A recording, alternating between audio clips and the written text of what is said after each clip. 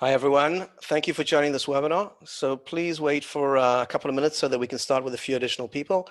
And thank you in advance for your patience.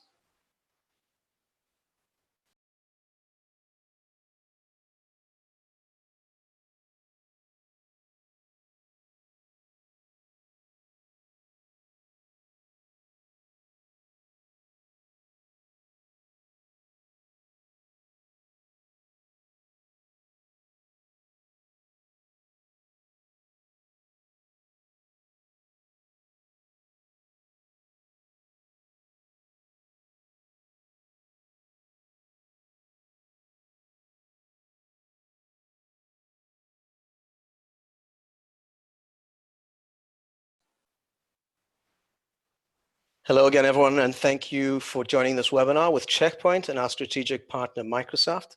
My name is Jonathan Moreski. I am the product marketing manager for Checkpoint CloudGuard IaaS. And strangely enough, today I'm working from home, believe it or not. So I apologize in advance if there's any background noise. I'm happy to kick off this webinar about best practices for implementing security in Azure.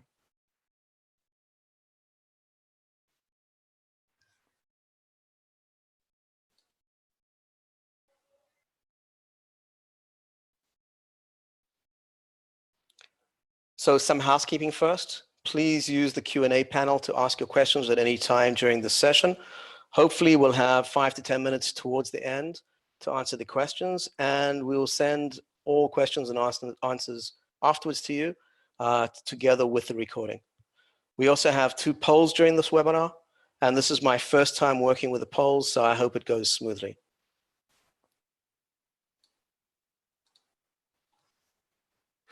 Let me introduce you to the expert speakers. We have Shay Shahak, who is a senior Azure App Dev Specialist at Microsoft, and Chris Beckett, a cloud security architect at Checkpoint. And without spending any more of your time, I'm going to hand it over to Chris. Thanks, Chris. Many thanks. Okay.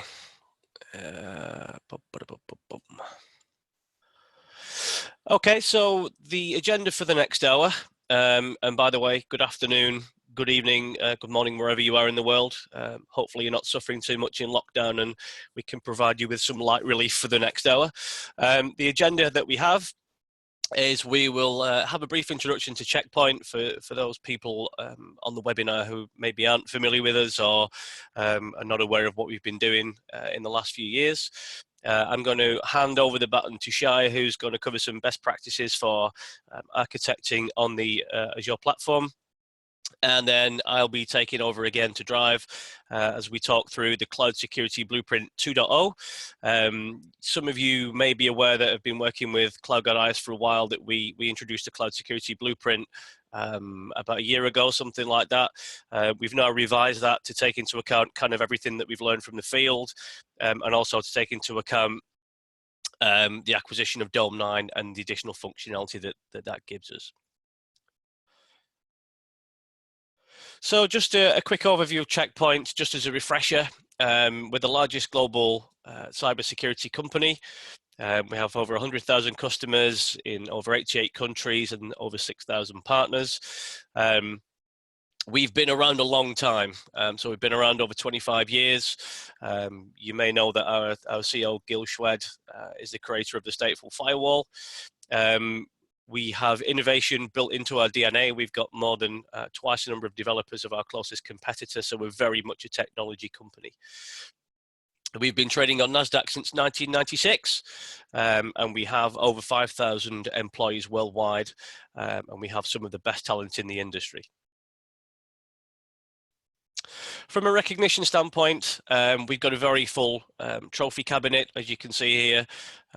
We have 20-time security leader in the Gartner Magic Quadrant, Gartner's customer choice for unified threat management, NSS Labs' highest cyber prevention score in next generation firewall, and some others in here as well around endpoints and mobile. Obviously, that's not today's primary focus.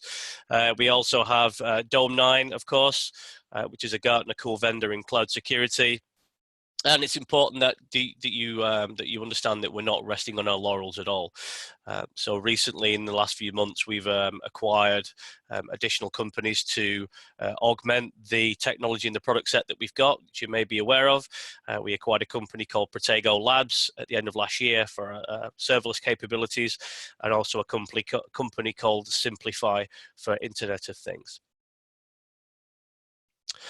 From a Microsoft standpoint, we're the leading security ISV worldwide in financial year 20.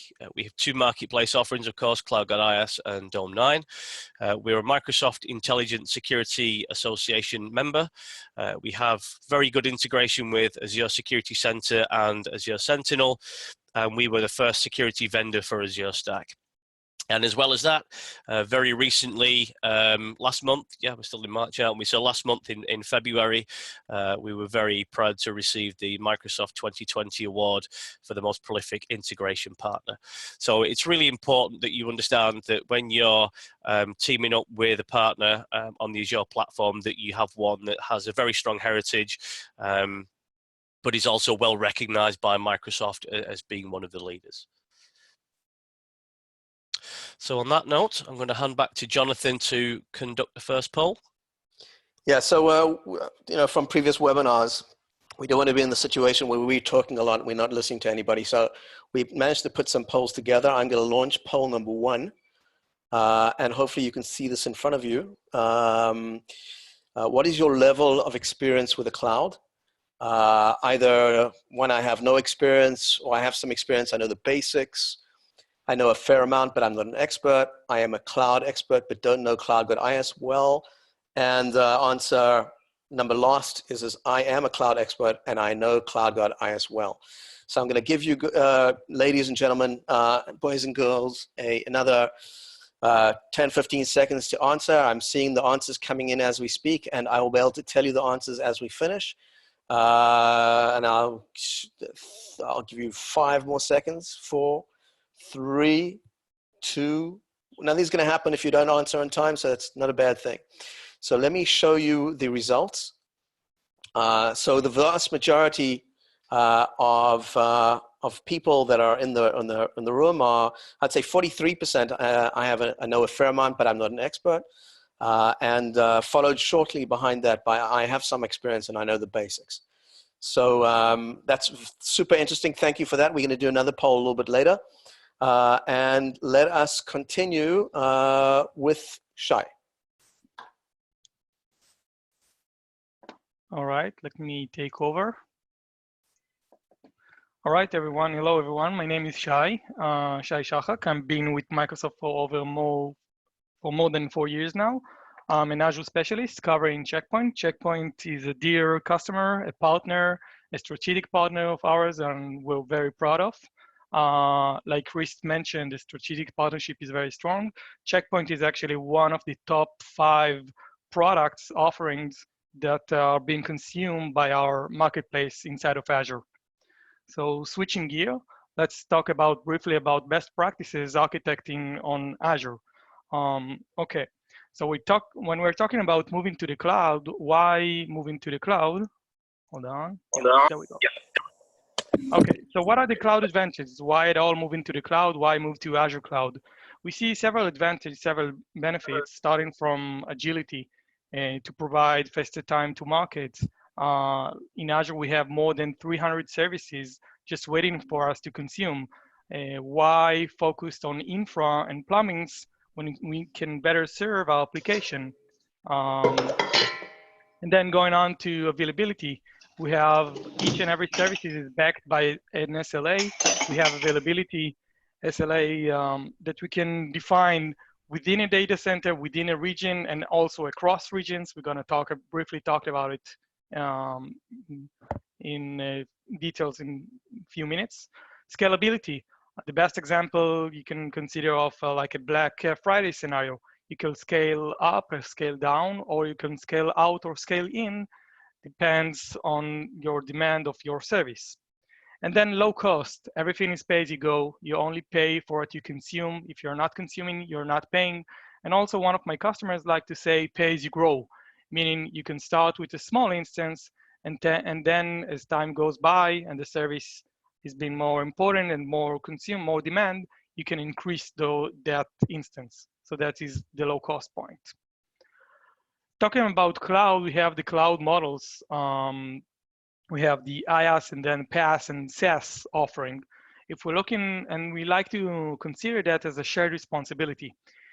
Looking at the diagram here, on the left, we're seeing a typical on-premise technology stack. On-premise, everything is up on the organization, on you guys, to take care of, to maintain, to deploy, starting from the physical networking storage all the way up to the application. When we're talking about cloud in the IaaS model, in the infrastructure as a service, basically we, the cloud provider, Azure, we take care of the physical network, the physical layer up until the virtualization, meaning that you guys, the customers, are only responsible for the operation system, for the guest operation system and up, meaning you take your Windows Server 2016 or Ubuntu 16, whatever, and then on top of that technology, that's where you guys play. On the other hand, when we're talking about PaaS services, okay, this is where we in Azure provide you platform as a service, meaning it could be, for example, a database as a service, a managed database, or a managed web application. Here, you guys bring your code, your application code, and then we as a cloud provider take care not only of the virtualization, but also the middleware, the runtime, etc., and the likes. Azure is IaaS and PaaS. We do have also SaaS offering, like Xbox, Office 365, which is now Microsoft 365. These are the shared response, the cloud model. Looking at our, looking at our global network, our WAN network, we in Microsoft have the largest WAN, the wide open network among the cloud providers. We do have 54 regions spread globally. Next year, we recently declared 2 more regions coming up. One of them is going to be Israel. 54 regions, that's the largest number between all of the cloud providers. And those are not data centers, but regions. Regions can be comprised of different data center. Now, the regions why we believe of the global spread that we are doing is because our goal is to be the closest we can to you, our customers, or to your end customers. That's the reason why we spend so much globally, and we aim to open even more and more regions as we go.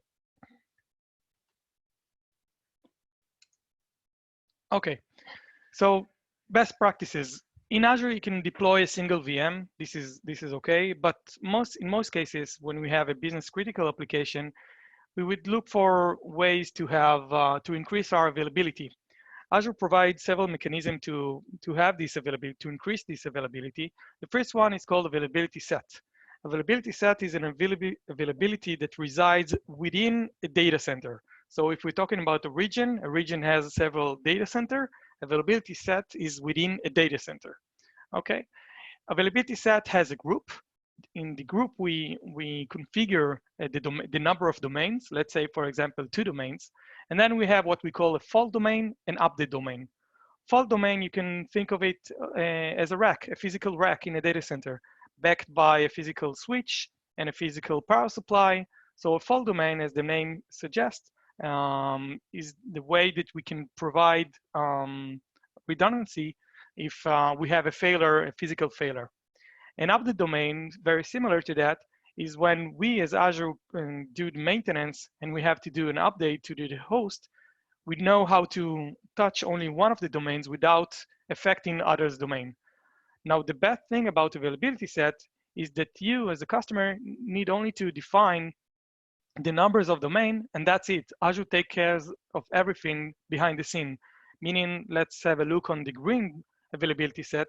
The first VM that we're going to deploy is going to be in domain 1, and then the second VM is going to be domain 2, the third domain is going to be domain 1, and then domain 2, etc., etc. So all of this is being happening automatically. We don't need to configure it. We don't need to switch the VM or to tell Azure to do anything. It happens automatically. And it's a best practice and common scenario to have our application, the certain tier, backed by a availability set group, as we see here in the diagram. With availability set, we can reach up to 99.95% of SLA. We also have something called availability zone. So if availability set was inside of a data center, availability zone is between data centers, still between a certain zone, but between different data center. So very much similar to availability set, only here with availability zone, we have the tolerance between different data center, okay? And the SLA percentage is 49. So 99.99%, 49, that's the SLA that availability zone provide us. Auto-scaling. In Azure, we have a mechanism called VMSS, Virtual Machine Scale Set. That's a mechanism for you to take identical machines and have them scale out. We let you, the customer, to scale based on different criteria. It could be traffic, usage, CPU, memory, etc., etc. You can define the criteria to scale out or also to scale in. We talked earlier and said a Black Friday scenario or an increase in demand of our service, we can easily scale out. All we need to do is to use the auto scaling.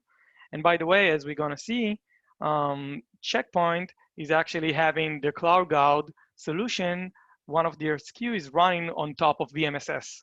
This was the first cloud, Azure were the first cloud provider to support the VMSS for Checkpoint CloudGuard, and we're very proud of it. So all of those VMs, those identical VMs, are being behind an Azure load balancer, what we call an Azure standard load balancer, which is a layer 4 load balancer, or either an application gateway, which is a layer 7 load balancer, which provides SSL offloading, URL routing, etc. Okay, our goal as a cloud provider is to support you guys, our customers, to have the most secure environment ever. The way we do that, we have built-in controls and we have some security controls that we do offer you as a customer to leverage. We're gonna look on those controls in a minute. Also, bear in mind that we have a unique intelligence spanning from a lot of sensors, devices that we as Microsoft see.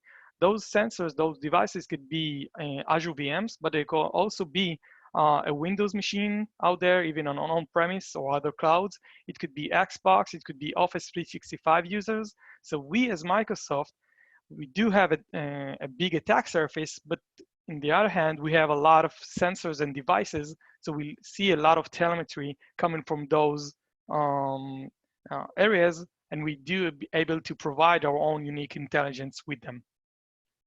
So talking about the security controls that we provide to our customer, our security portfolio spans from identity all the way to security management. Let's spare a few minutes talking about those guys. So in the area of identity and access management, we have Azure Active Directory. You can think of it as your managed directory services. It does support multi-factor authentication, role-based access control, identity protection, just-in-time access, lots of cool and great features in terms of identity. Moving on to data protection, we do provide encryption for either disk, storage, databases. Those encryption can be either in rest or in transit. And here, something new, unique for us, what we call encryption in process. The official name is confidential computing, sorry. And then also in data protection, we provide Azure Key Vault. This is a HSM service to protect your secrets, password, and keys, certificates. Moving on, we have network security. VNet, our virtual network, that is your own private layer 3 VRF domain. VPN gateway, network security group, access list. Application gateway, that's the layer 7 load balancer, and he has a WAF capabilities on top. We have a DDoS, 2 tiers of DDoS. And we have also ExpressRoute. ExpressRoute is a dedicated MPLS line that you as a customer can connect to your cloud environment. threat protection and security management, we have Azure Security Center. This is the security dashboard. You can see your security score. You can have your security recommendations. And also very recently, we launched Azure Sentinel. Azure Sentinel is a SIEM solution, SIEM and SOAR solution for our customers. And as you can see at the bottom, we have also partner solution.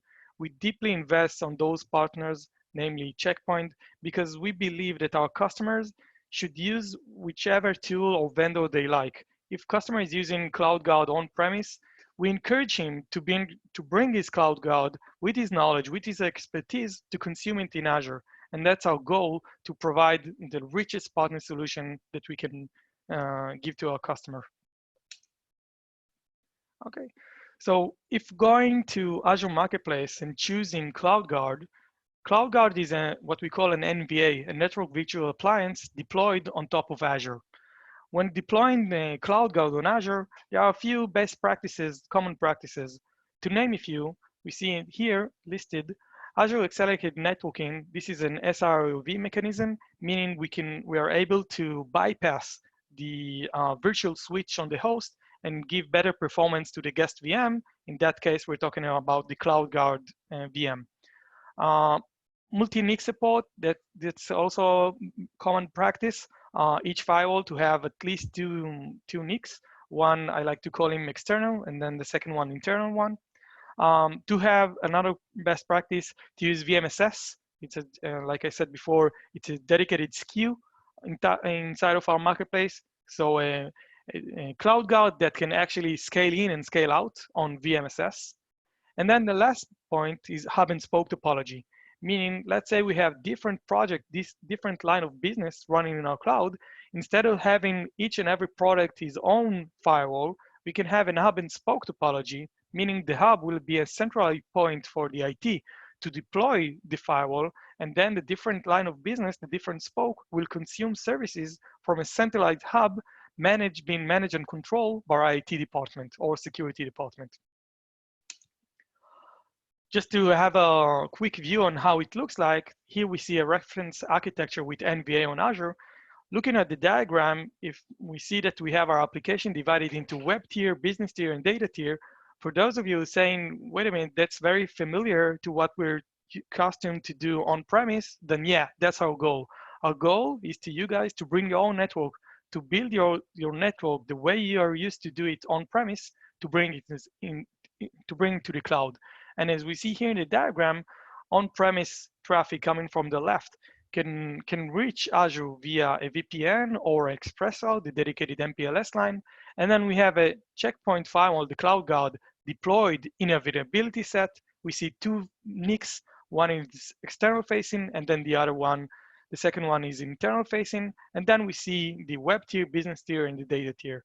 Also, last thing, we have a jump box. Now we have a service called Azure Bastion, which is basically a jump box as a service. If you want a jump box to jump into your environment, to do debugging, and stuff like that. That's all from me. I hope it was fruitful. Hand it over back to Jonathan.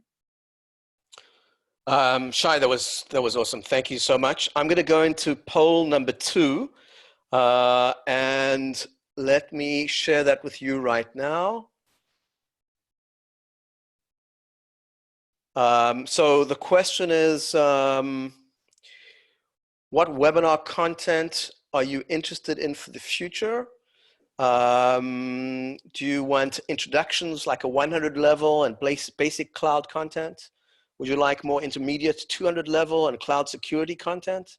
Would you like expert 300 level and deep dive cloud security content? Would you like, and this is a multiple choice, so you can actually add, you can answer more than one. Hopefully you'll answer one of the first 3, and then would you like more Microsoft Azure content and less CloudGuard content from Checkpoint, or more Checkpoint CloudGuard content and less Azure content?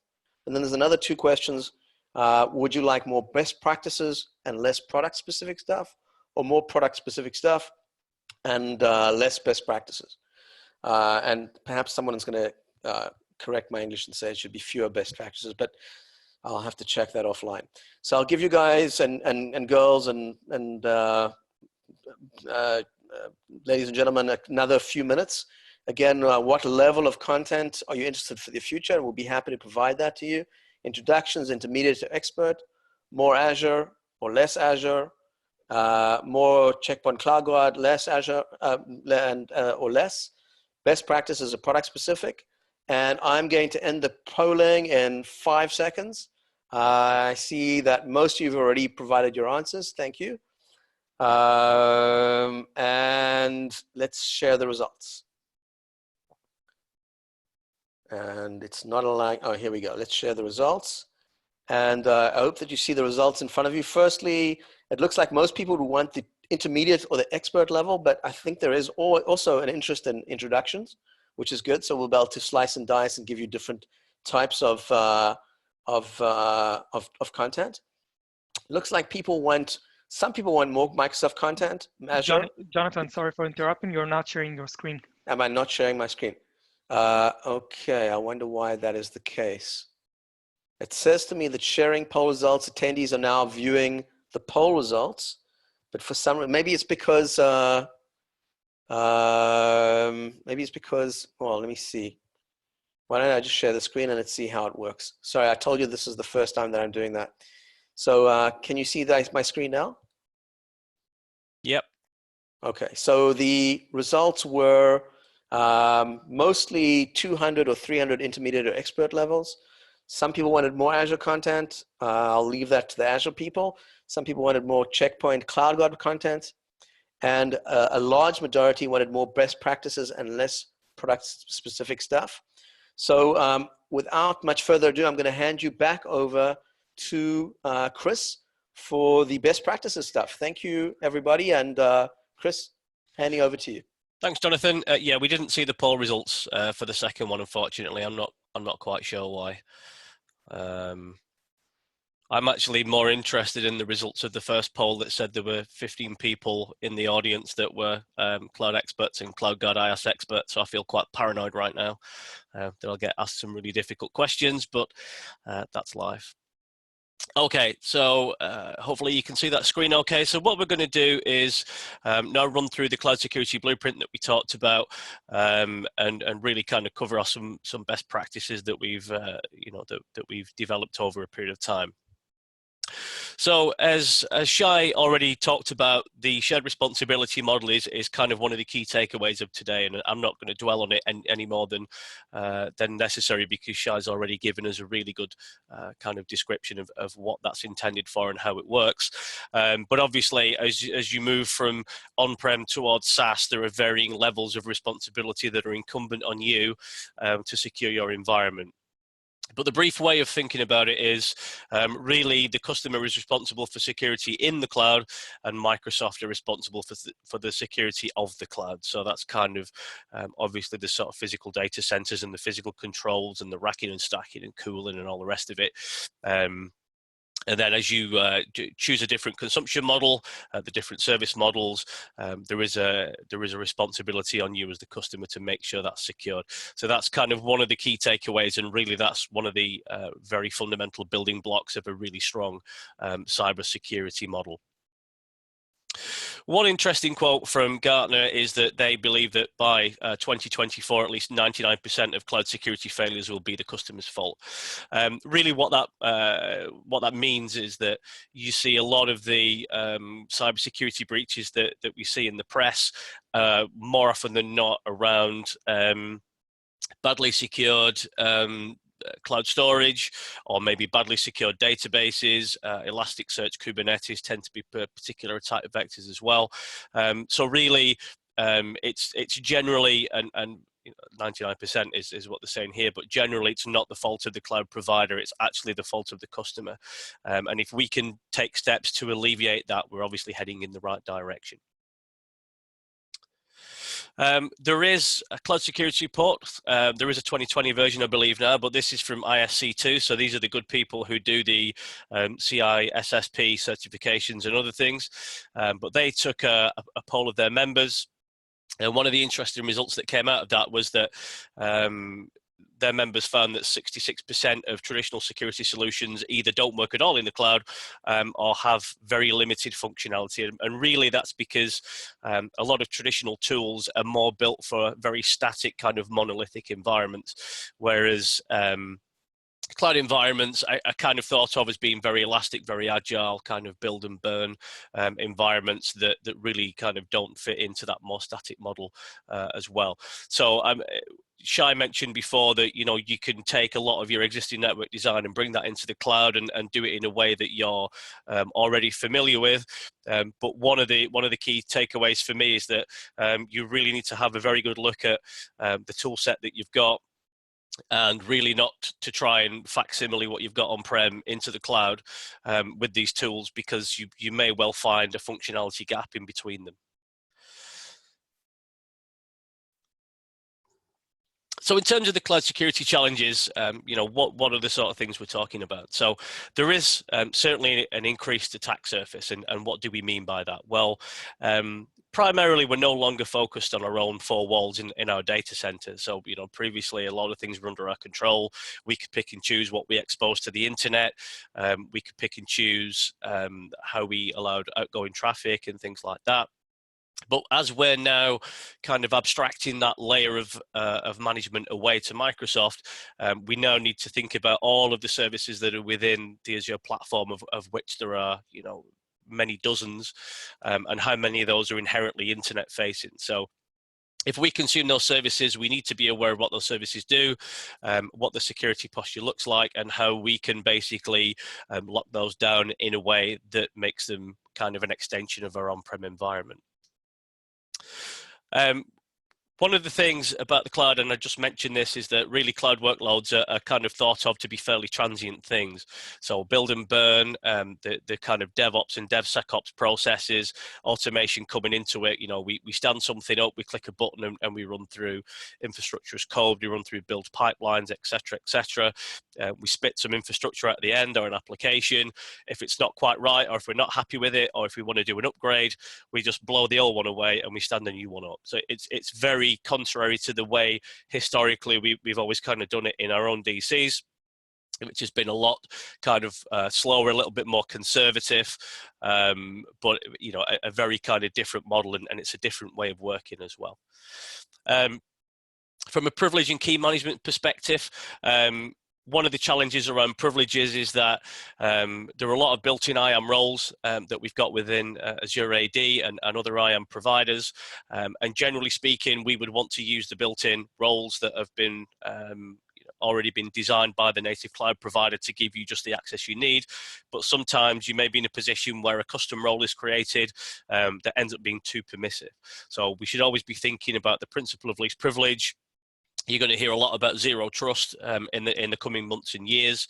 You know, this is very much kind of the buzzword at the moment, in that, you know, we don't make any assumptions about the trust of anything. We just basically distrust everything. You know, we want to be able to prove who that person is, or who that service is, and we want to make sure that any request for cloud access into resources is warranted and justified and is at the appropriate level.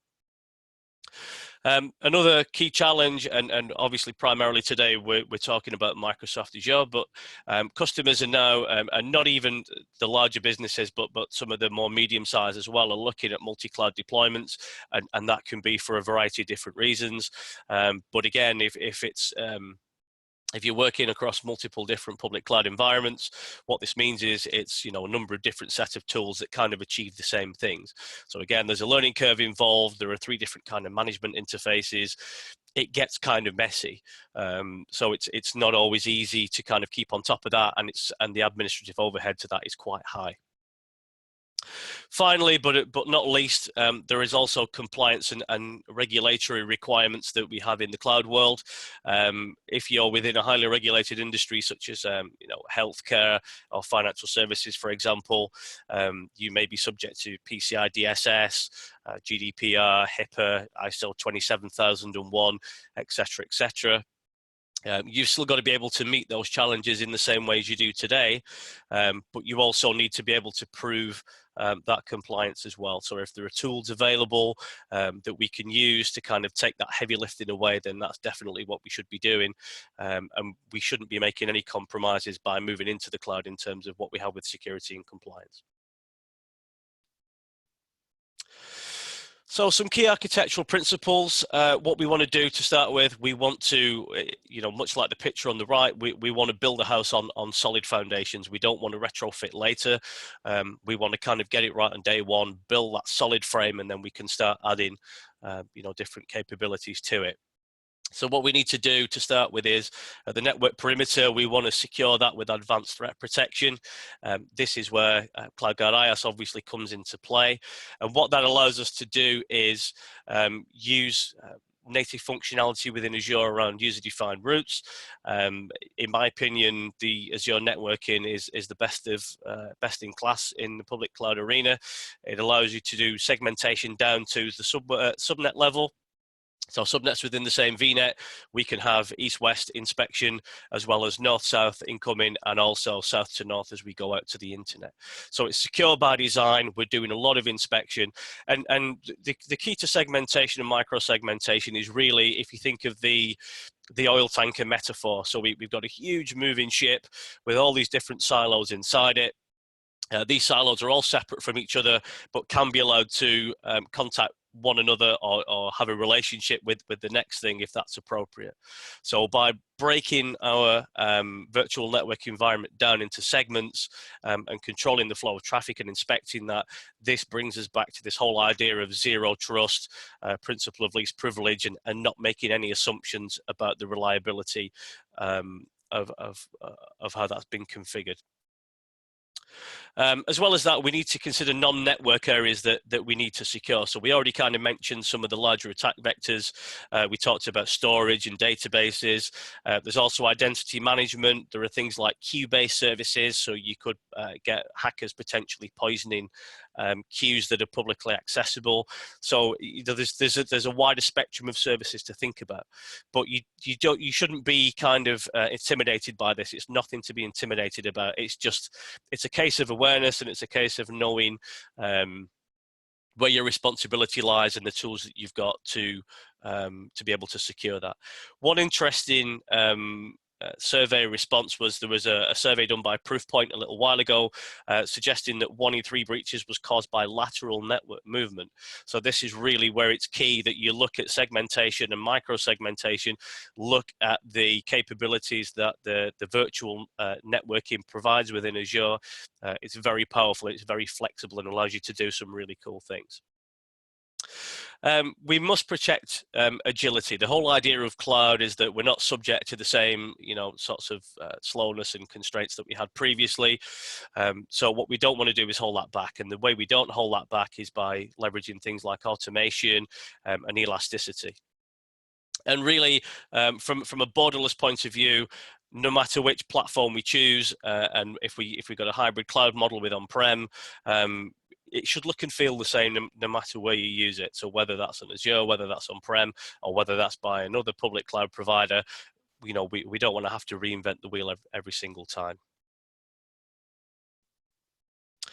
So as we dive into architectures and solutions, we've already kind of mentioned that CloudGuard IaaS is a product that we can use across lots of different cloud platforms. And this is not just about public cloud, this is private cloud as well. So if you've got Azure Stack, for example, as well as public Azure, as well as on-prem, and maybe you've got some NSX in there and some vSphere and maybe some ACI, it's managed from one single point. And we got the automated security blueprint as well, which will let you use automation and things like tags to reduce the management overhead and the operational overhead. And we also provide elasticity in scale sets, as Shay mentioned, and also agility around things like being able to consume characteristics of cloud workloads. So things like tags, availability zones, regions, network security groups. We can actually now apply that within security policy on CloudGuard IaaS. So rather than using the more traditional model of IP addresses and CIDR ranges and those sorts of things, we can actually start now using attributes and characteristics of cloud workloads to define how we allow the source to talk to the destination. And one of the key things about the adaptive policy, as it's called, is that we can have the source in Azure and the destination in Azure Stack, or we could have the source on-prem and the destination being Azure, or we can mix and match any of those cloud providers that you're seeing in there as well. We also have native security control integration. So I've already mentioned about being able to set compliance within NSGs, but we can also plug back into Azure Security Center as well.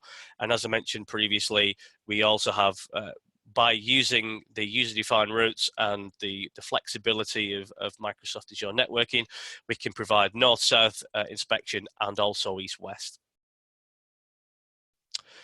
So just to mention the hub and spoke model, and again, Shay kind of covered this. One of the key things for us about the cloud blueprint is that we don't reinvent the wheel. So we're going to try and overlay on top of existing best practice architectures that the cloud providers give us. So in this particular case, and there's a link there if you want to go and look at it, I think the diagram actually was in Shay's slides. But you can see kind of what we mean by having that shared service hub and spoke model. So in the center, we've got the hub with the security gateways in them. Maybe you want to put a management server in there or a log server, plus any other shared services. And then we connect the spokes into the central hubs. We use that as kind of the central routing point where we can inspect traffic and send it off internally into the internal cloud network, or maybe on-prem, or alternatively, you know, if we're going out to the internet or coming in from the internet, that all goes through the hub. So it's a really kind of simplified model. What that allows you to get is cost savings. You're not placing gateways in every individual spoke. You got efficiency gains because we're using technologies like VMSS, so we can scale in and out as load dictates. But we can also provide separation of concerns. So developers, infrastructure, line of business applications, etc., can be siloed out into these spokes. So again, kind of think of this oil tanker metaphor of keeping these, you know, within the same ship, but kind of physically and logically separate, and we can allow some bleed between them if that's what we want to do. One other nice side effect would be by having this hub and spoke model, we can also overcome some subscription limits regarding VNet peerings as well. So the cloud security blueprint, this is just a quick run through of what we do with this. So when we start, we've obviously got a cloud environment. We've got a number of spokes within that. So, you know, there are 3 listed here, but this could be any number. A spoke generally would be a virtual network, but it could be a subscription. It could be potentially a subnet. Generally I wouldn't do that, but it's entirely up to you how you do that. But the key thing about the spoke is it's something that's delegated control to somebody else. So whether that's your infrastructure team, your ops team, developers, line of business apps, whatever that might be, you hand the spoke over to that person. They manage it as they want to. Maybe you have it as a subscription, so you've got a billing perimeter around that. And then as you start binding the connections together, you can decide how those spokes speak to each other, and in fact, if they do at all. So from a traffic standpoint, obviously we've got incoming traffic from the World Wide Web. So we've got end users coming in, maybe consuming some web applications, but we've also got a need to send traffic out to the web. So these spokes may instigate a connection out to the web for things like signature files, patch updates, Docker repositories, call home licensing. You know, there are numerous reasons why you may wish to do that. And the way that we secure your kind of cloud kingdom is we have what we call a northbound hub and a southbound hub. So the northbound hub primarily is for internet-based traffic. So as it comes in, we position CloudGuard gateways here, typically in a scale set. And then we can determine how that traffic gets routed to that spoke. So we can determine if it's going to get to that spoke. It may not always be appropriate. But also we can do things like packet inspection on that as well, and all the usual functionality you would expect from a checkpoint gateway. At the bottom part of that design, this is where we would refer to the southbound hub. So if you look at spoke 3, for example, it may be instigating traffic out to the World Wide Web for the reasons we just mentioned. So we could possibly go out through the southbound hub. And then the Southbound Hub also gives us the capability to use, if we want to link back to an on-prem environment, an on-prem data center or a colo or whatever, we can do that over VPN, or we could use ExpressRoute as well. If you've got an ExpressRoute and a VPN as a failover on your corporate connection, that works too. But I think one of the key things that I'm always keen to emphasize about the Cloud Security Blueprint is it's not a prescriptive thing. So there are various different use cases or scenarios where, excuse me, you may only want a northbound hub.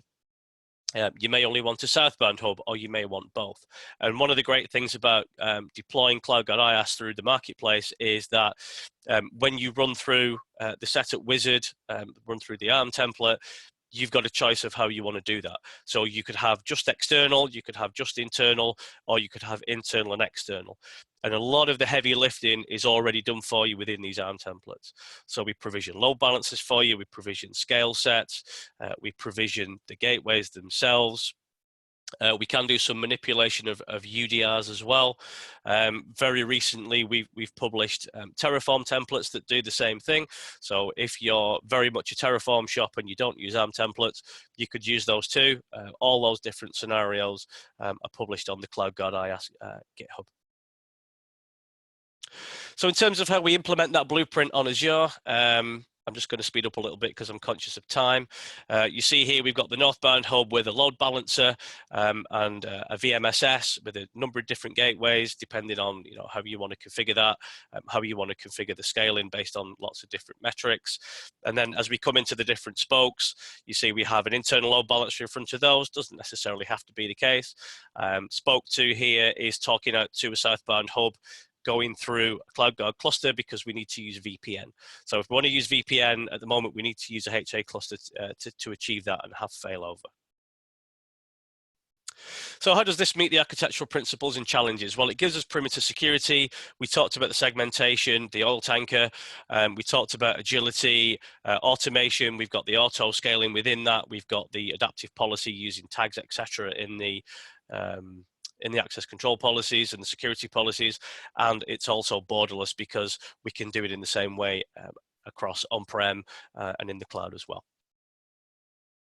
So implementing the blueprint on hybrid deployments. On the right-hand side here, you've obviously got an Azure deployment with a northbound and southbound VNet. You've got an on-premises deployment with physical gateways and DMZs and LANs and the usual constructs. And on the left-hand side, you've got another cloud vendor, whoever that would be. Obviously, VPNs are kind of the lingua franca of connections between A and B. So what we would do is basically have VPN connections between these to connect them as one large fabric. In terms of implementing the blueprint with platform as a service, in this particular example, we've got a virtual network in Azure. We've got a peer with a northbound VNet, and we have a service endpoint out to Azure storage. So what we would do as we take traffic from spoke 1 coming into the back end, we would inspect that traffic and then we can route that out to the service endpoint.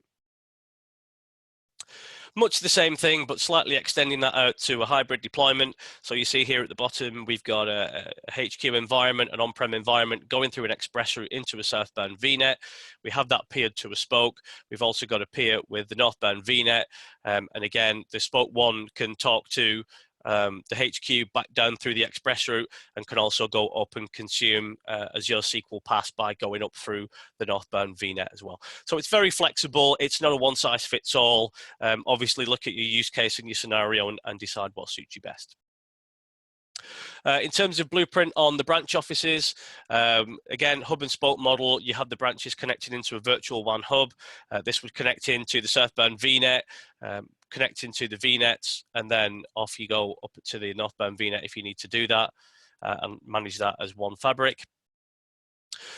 There are some additional considerations you need to think about. So really around redundancy and resiliency and failover, etc. We have got the ability to do management HA in the cloud. So you could have a manager on-prem and a standby in the cloud. You could have both servers in the cloud. You can have both on-prem. Really doesn't matter how you want to do that. But, leverage the capabilities of the Azure cloud. You've got 58 regions worldwide, 140 countries, as Shay mentioned. It's a very powerful fabric. Absolutely make the most of it.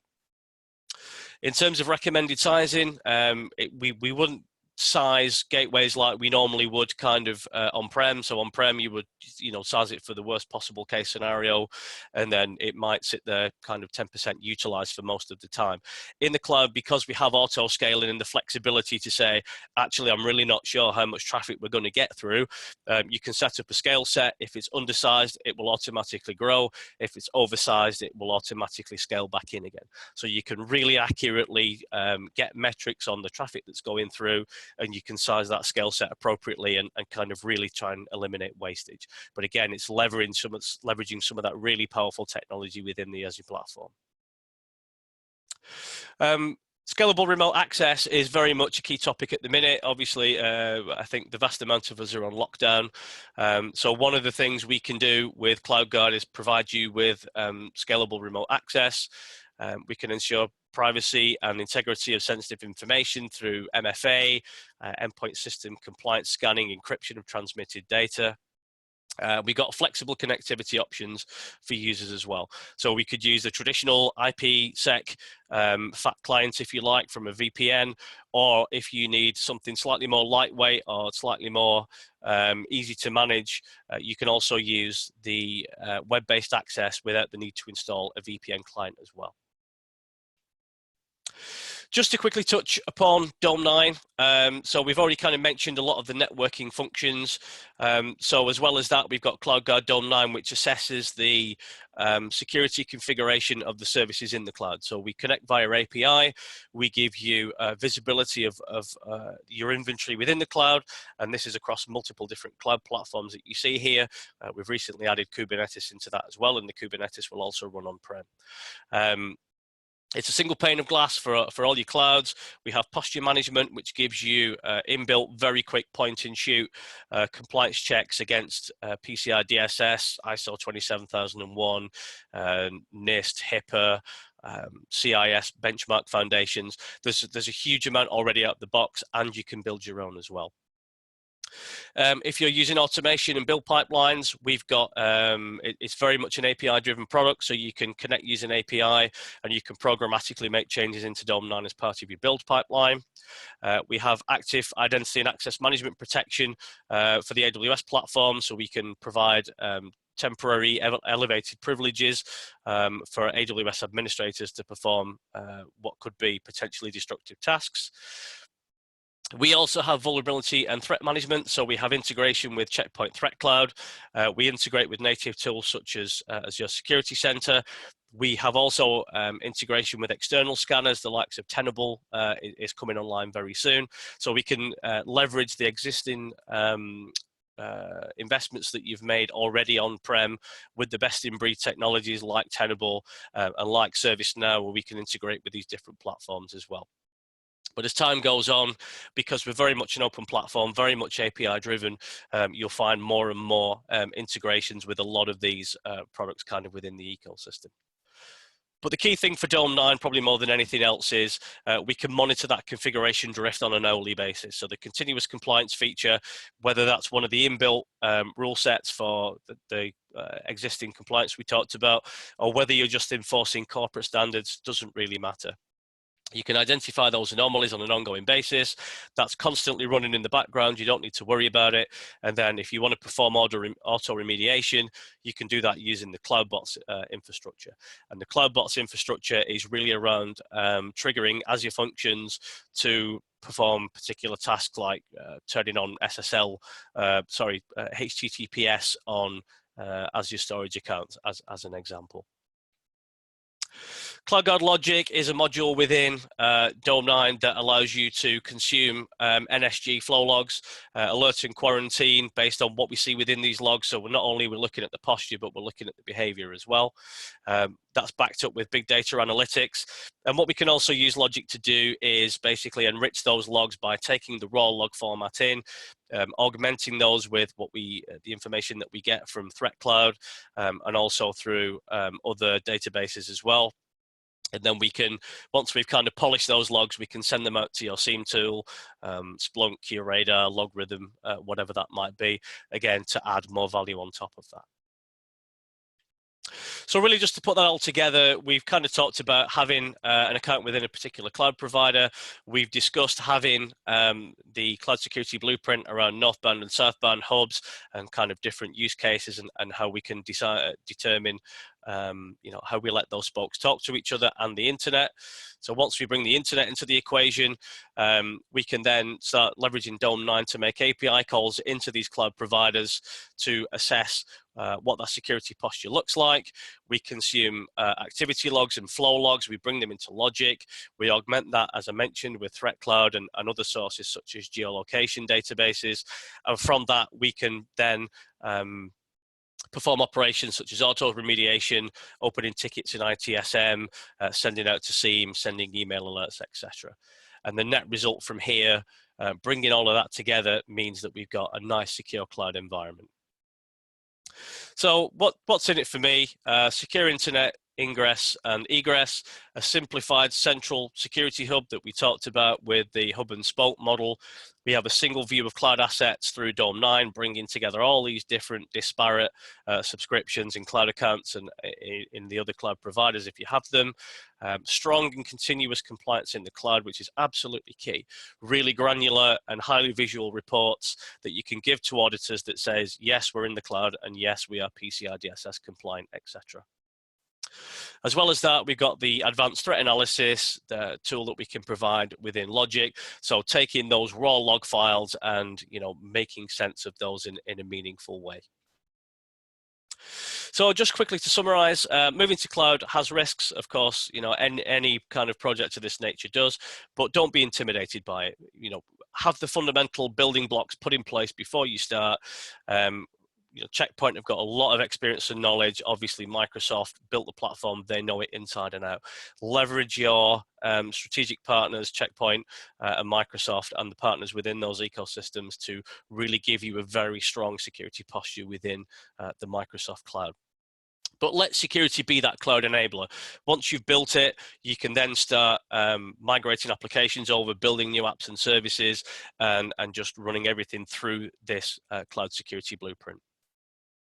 If you want to get a copy of this, it's free to get. The introduction document and the architectures and solutions document are two separate downloads, but you can get those through checkpoint.com. And if you want to try out CloudGuard IaaS, there's a 30-day trial in the marketplace. You can get up to $1,000 of Azure compute credits, and you get a 30-minute call with a cloud security expert. And just finally, free demos can be accessed from the checkpoint.com website. If you need to talk to us about anything that you've heard about or any questions that you've got, you can reach us through the Contact Us button. You can run a very quick instant security assessment against your Azure deployment if you want to do that through that button. And we have a few minutes left for questions, but not many. So I apologize for going on slightly too long. But Jonathan, back to you. Chris, that was incredible. Thank you very much. Firstly, just to allay all of your fears, if we don't manage to answer all of your questions within the time that we have remaining, we will make sure to answer them offline, and we will send you all a PDF with all the questions and answers after the call as well. So while we are talking, and again, I just wanted to say, while I'm going to ask Chris and Shay to have a look at the questions and see which ones they can answer, I'm going to say thank you again to the people that have, supporting us by watching this and joining this webinar. We appreciate it. If we were to do the webinar with nobody on the line, it would be a dull and dry and boring webinar indeed, and we appreciate all the questions. And I promise that we will answer them all. So Shay or Chris, do either of you have a question that you want to answer? There seem to be a few questions about logs and a few questions about CloudGuard IaaS versus Azure Firewall. So I'll try and quickly answer those. If you're sending logs from gateways that are in the cloud back to on-prem, yes, there will be data route charges, but you can, because it's a standard checkpoint deployment like you would do on-prem, if you want to have a dedicated log server in Azure that you send the gateways logs to, and then obviously only bring those logs down as and when you need them, that's one way you could reduce the cost. I wouldn't imagine the cost is that high. In terms of the differences between the two, Azure Firewall, I don't think has IPS on it at the moment. The auto scaling is not quite as granular as the way we do it, but for fairly simple black box deployments, it's actually pretty good. But obviously, if you want something slightly more granular, or if you've got some CloudGuard licenses left over that you want to consume, you can bring those over into Azure and you can stand up gateways and manage them like you do on-prem. So that's quite a long discussion, but hopefully there's a kind of idea of the differences between the two. Totally agree with Chris on that. Azure Firewall is not the next generation firewall. It doesn't have IPS, IDS, anti-bot, anti-malware, you name it.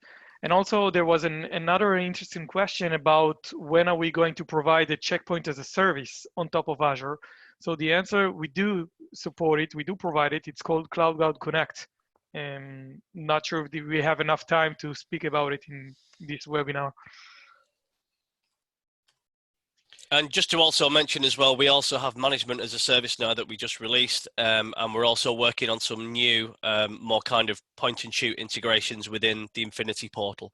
So there's a lot of work kind of going on in the background to again reduce the complexity of this and make it a little bit easier. So guys, Shay and Chris, we seem to have run out of time. Of course, we'd love to continue taking all the questions and answers, but we do promise, as I mentioned before, we're going to answer all the questions, send them to you along with a recording, along with a copy of the presentation, a PDF copy, in a few days. I thank you all for joining. I hope that you will all stay safe. I look forward to seeing you on many other webinars. And thanks again to Shay and to Chris for the wonderful webinar. I really do appreciate it. Guys, stay safe, everybody. Thank you.